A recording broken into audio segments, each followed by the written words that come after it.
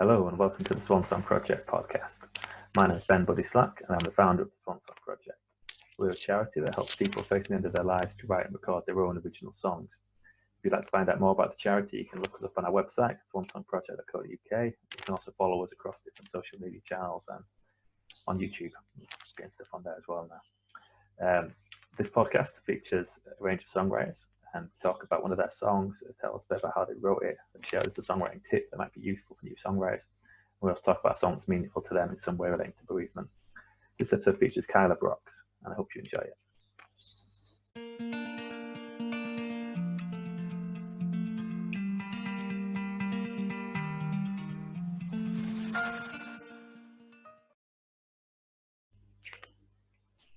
Okay, today I'm here with Kyla Brox. Thanks for joining me, Kyla. Thanks for having me.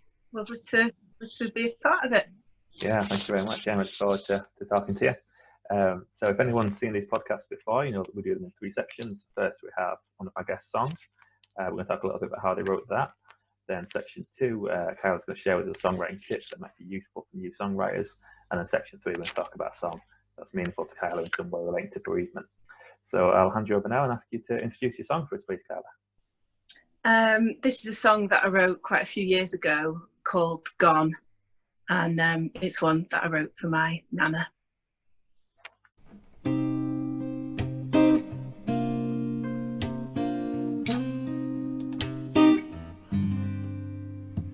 When I'm lying awake, trying to sleep, it's always your face that I see. I haven't found the words to express the way the finality brings such emptiness. Gone, you're gone, you're gone. I can't move on.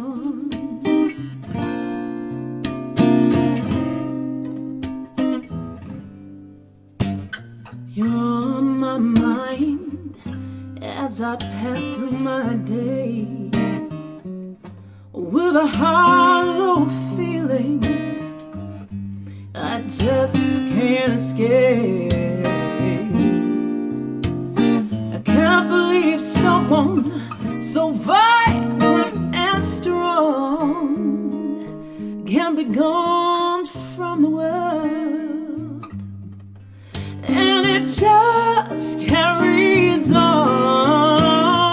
Gone, you're gone, you're gone, and I can't move on. Oh no,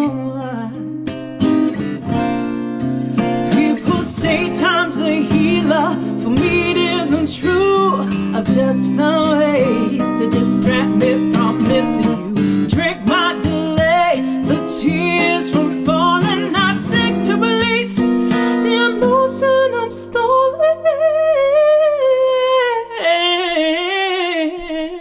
Gone, you're gone, you're gone. I can't move on.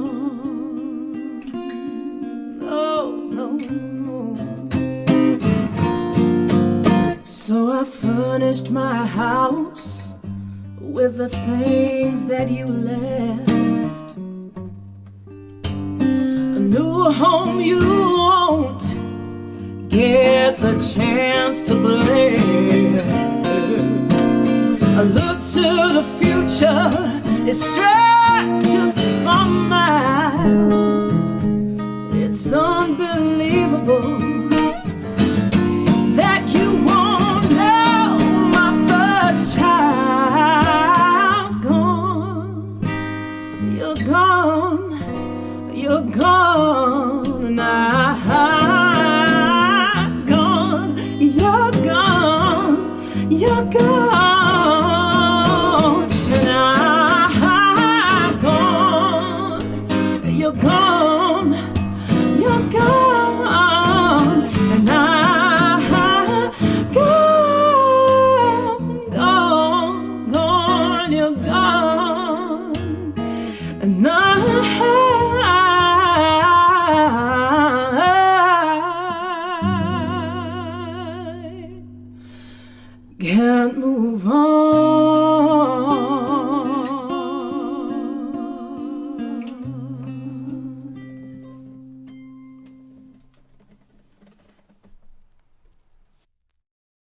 Okay, brilliant. So that was Gone by Kyla Brox.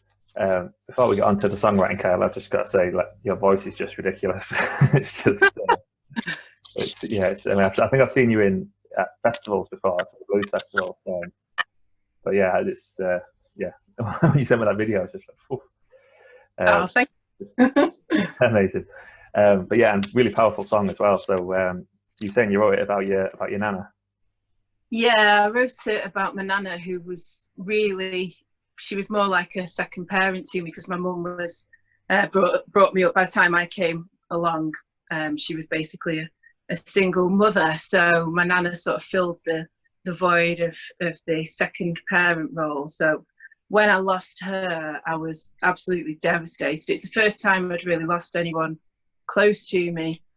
So it took me quite a number of years to finally write the song and then be able to sing it without crying. But I found the process really cathartic, and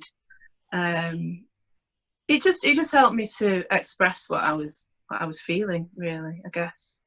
Yeah, I think what you say, like taking a while before you're feeling, it's one of the things where I think a lot of people with grief think you have to deal with it in a certain time period, but it kind of comes to everyone at different times. I think particularly with creative stuff, it can be take a while before you're in the right place to.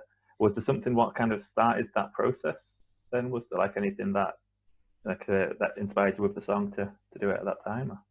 Well, I think Dan had sort of the chord progression going on. We had a piano in the front room at the time, and he sort of had this chord progression, so that was in my head.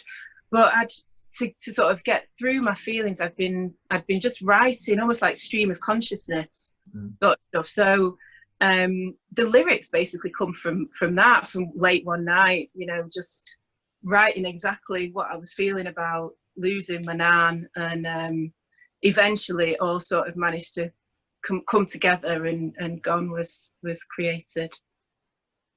Oh, nice. Yeah, that sounds like a good way of doing it, and I guess a good way of just processing. Yeah, was the lyrics out of like a bigger chunk of text? If you're saying you do it stream of consciousness, was it like you had quite a lot of ideas? And yeah, so I just sort of cherry picked the bits that were the most meaningful and the most concise, I guess, and the ones that felt like they had the most weight and really connected with my immediate feelings, and then going forwards as well in the aftermath of grief, when you're just learning to live without that person in just everyday life. Yeah, there's a line about about how the world goes on without someone in it, and it's a hard adjustment, I guess, for people to. I found it really strange that I was feeling all this emotion, and yet everything else just carried on the same. And eventually you carry on because you have to. But I think it's important to acknowledge what you're feeling, and if you've got a way of expressing it, then it will definitely make the process a little bit easier. Yeah, and I always think like that people we've lost live on in us in a way, and like especially when you put it into a song like that, then it's like it's like she's back with us now, talking about this song, and every time you play that song, it's like she's there with it. It's true, and because I used to play it I wrote it quite a few years ago now, so I don't actually perform it very often anymore, but I'd always introduce it, and I'd always talk about my nan before a song, so most of my fans know my nana's name, and a little bit about what an amazing woman she was. And I named my little girl after her, actually. She was born quite a few years after my nana passed away. But it's just those little things that keep someone there with you in your life. Yeah, it's beautiful to have those things that stick with you.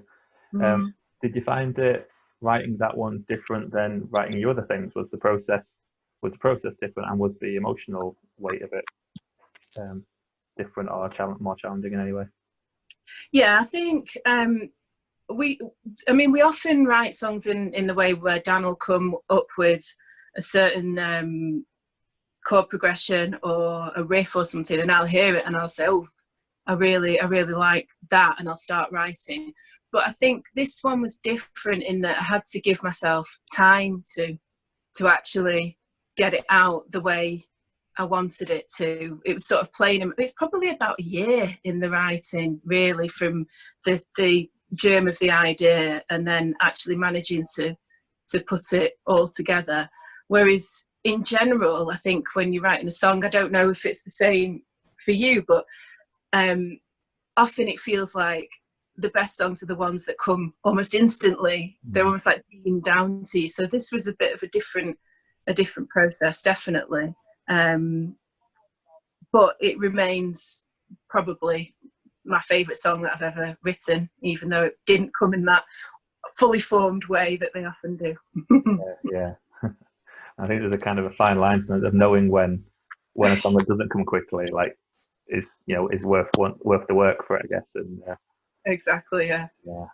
And what's it like? So you say you've not performed much recently, but like when you performed it before, and what was it like the first time you performed it? Was it particularly challenging? Yeah, I think it's always emotional, but I think that's one of the good things about it. That's one of the things about writing a song that really means something to you. The audience can tell, and you get that instant sort of emotional connection. And I know that a lot of people say to me that it's helped them as well. And when you hear grief expressed in, because I think it's not particularly poetic, it's just quite raw. And I think when you hear something expressed in that way that you can really just appreciate from your own point of view, then for an audience that can be quite important. For me as a performer, it was difficult at first to sing it, as I say, without crying. And you have to dig deep, but that's kind of what I'm always striving for anyway. I don't want to just go up on stage and fake it. So I'm always trying to strive to find the emotional point in a song. And anyway, whether I'm singing one of my own songs, which I normally am, or if I'm singing a cover, Yeah, I guess that's kind of a help in a way that the song's naturally got that emotion in it that it's easier for you to access it. I was going to say something about what you were saying about helping other people.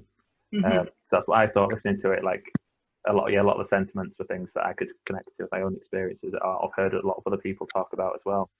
And I always think it's a great thing when someone's kind of especially someone who's got the creative outlet and the audience, I guess. To do that work, and as you say, like it took longer than a lot of other songs do, but to put that work in and then to express it where so many people get to hear it and then benefit them.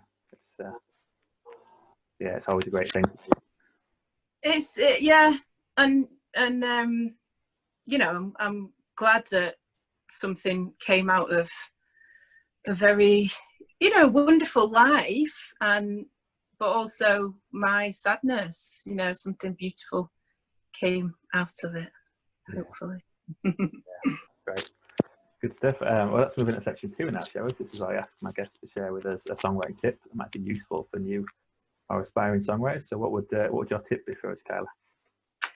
I think you should always have a notebook with you, or some means to write down germs of ideas, little lyrical ideas, observations.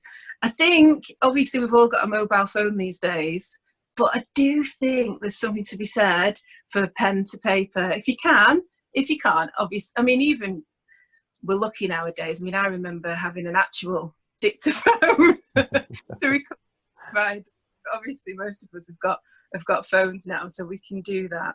But I think don't dismiss little germs of ideas that come into your head. Just the smallest thing can set you off. For me, often it will be just one line that I have in my head, and that it might have been going around my head for a couple of weeks, and then when I finally sit down and start to write, everything blossoms from there. So, and you know, sometimes even now I'll find bits of paper or old notebooks that I've written stuff down in that I haven't actually developed, and it's great. You know, in fact, the other day I found I've not been writing much during lockdown. It's kind of sapped my creativity. But the other day I found something that my son, my little boy, is 7. He said to me months and months ago, probably even a year ago, he said to me, I've got an idea for a song. It should be called Easy Love. And I found that little note the other day and, you know, just wrote a song around it. So don't dismiss even just a two-worder. Yeah. It might be a starting point. Yeah, brilliant. Yeah, that's really good. That's really nice as well. So is that new song, you finished it now, or the one you're working on? Finished. Yeah, no such thing as easy love. Nice. Forward to hearing it. I really liked what you said as well about there's something about writing pen to paper.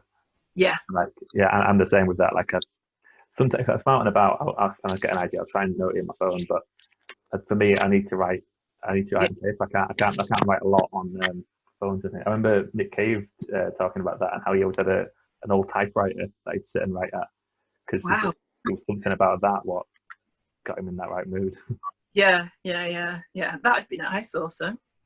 Yeah. I love old typewriters, just the sound of them, and yeah, something so tight about it. Yeah, I think typewriters always worry about mistakes. If the tip X out mistakes, I think, on typewriters, don't you? And then Yeah. I make too many mistakes. But I think that's one of the things, because when you're actually writing it pen and paper, you see all the scribblings out and the you know, you might just put a line through something, whereas if you're on a phone, you delete it, and there might still be something in those few words that you've put a line through that you can get something from later on. Yeah, I hadn't thought of it like that, but maybe that is one of the reasons why I like it with the paper, that you see all those things that you would delete otherwise. Yeah, and I always like putting things in different places. So like if I'm writing like a lyric, then I get another idea, like I'll write it upside down somewhere else. Same. And then I'm really OCD because like I'll finish all the lyrics and they're all scribbled, and then I have to write it all out by hand neatly as well. Yeah. I always tell it that it's done then when I've written it out neatly. That's when. Yeah. That's a line under it. Yeah. Brilliant. Yeah, that's a good one. So yeah, let's move into section 3 now. So this is where I ask my guests to share with the song that's meaningful to them in some way related to bereavement. And what I do here is I put the link in the description. So Kyla will introduce the song in a moment, and if you're watching this, you want to pause us, go listen to the song, come back and you can hear us talk about it. So what song did you choose for us, Kyla? I chose Walkin in Memphis, which is a song, it's not necessarily ever been one of my favourite songs, but one of my favourite people, who was a singer guitarist called Jimmy Bonner, he used to perform it quite a lot. He also wrote songs, but this was sort of one of his songs that he would sing if he was doing a set somewhere. He'd chuck a cover in, and this was one of the ones that he really loved. So when he passed away a couple of years ago, in 2018, I learnt this and I sang it at his funeral for him, and suddenly then I really appreciated the lyrics more, and it's such an evocative song actually. You know, it really paints a picture of Memphis, and at that time I'd never been to Memphis, but it just so happened that literally a year to the day from the last time I'd seen him in hospital, we were in Memphis, and it suddenly hit me when I realised the date, and this was, you know, his song that always reminded me of him from that time, and it almost felt like I had him there with me. It's really beautiful, and that song really does sum up the magic of Memphis actually, and now I will never hear it without thinking of Jimmy. Yeah. Oh wow, that's A beautiful coincidence. Yeah, it was strange and the reason we were in Memphis was because we won the UK Blues Challenge, and one of the things, if you win that, then you go on to do the International Blues Challenge in Memphis, and it kind of felt like it was Jimmy who'd sprinkled the winning magic over, getting to Memphis. So even more so, like, I guess, if you just booked it yourself at that time, it wouldn't have been the same, would it? But the idea that it was a competition, there's an element of it was going as a pilgrimage for Jimmy, but it wasn't. It was just sheer coincidence that was when the competition was taking place. Yeah. Oh wow. Yeah, I love Walkin. It's a brilliant song. What was it like performing it at the funeral? It was really hard, and actually, he's from his family from the Isle of Mull, up in Scotland, and what's the Scottish church, like the Scottish fundamentalist? Sorry, this is because I had to talk about that. So it was at one of the Scottish churches, the very strict Scottish churches, where they don't usually allow instruments. You can sing, but only very specific songs, and instruments aren't allowed. But so for the first time I don't know, maybe for the first time in that little old church on the Isle of Mull, Dan was allowed to play acoustic guitar, and I was allowed to sing a non-religious song. So it apart from so that was quite a big thing anyway. And then apart from that, it's really difficult to sing at funerals, especially when it's someone that you're very close to. But it also feels like almost like the final gift in a way. Do you know what I mean? It's something, the last thing that I can do for that loved one, because I've sung at many funerals, and it never gets easier. But also I can't really call it joy, but the fact that I can do that, and it helps other people to access their emotions as well. It does feel like I'm doing something special in a way.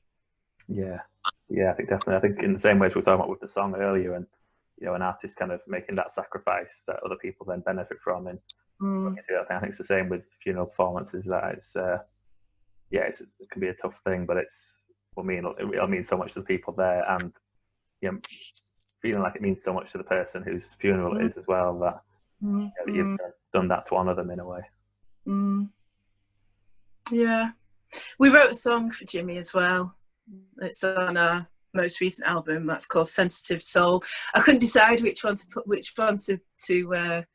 perform, for the little live section, whether to do Gone or Sensitive Soul or the other songs that I've written for other people that I've loved and lost. I just think I feel very lucky to have a vehicle for my emotions and creativity, really. So yeah, that's great. It's great that you kind of appreciate that as well. Like you're aware of how. Because I always think with people who don't have a creative outlet, really, how difficult that must be. Kind of being aware of the benefits of it. Is that's on your new album? The song, is that available? Yeah, that's Pain and Glory is the album, and the song that I wrote for Jimmy is called Sensitive Soul. In fact, the whole album's dedicated to him. So yeah. Cool. So people can look that up on Spotify and things like that. Yep. I can order it through your website and things. I'll put all the links in the description. Yeah, exactly. Thanks. Good stuff. Yeah, thanks a lot for joining me, Kyla. It's really nice to talk to you. It was lovely to talk to you. And you got anything coming up that you want to mention? Any live streams or things people can tune into? I think we're doing a live stream on the 12th of July. I don't know exactly what time. It's part of a blues bar down in London called Ain't Nothing But. I've been doing like a weekly sort of live stream, like a little mini day festival live stream. We've done one for them before, and this is the final one on the 12th of July. So yeah. Great stuff. Well, yeah, I'll tag all your pages and stuff in this video so people can look you up and tune into those tunes and hopefully check out that album as well. Great stuff. Yeah, thanks a lot for joining me, Kyla, and thanks everyone for tuning in. I'll be back with another episode soon.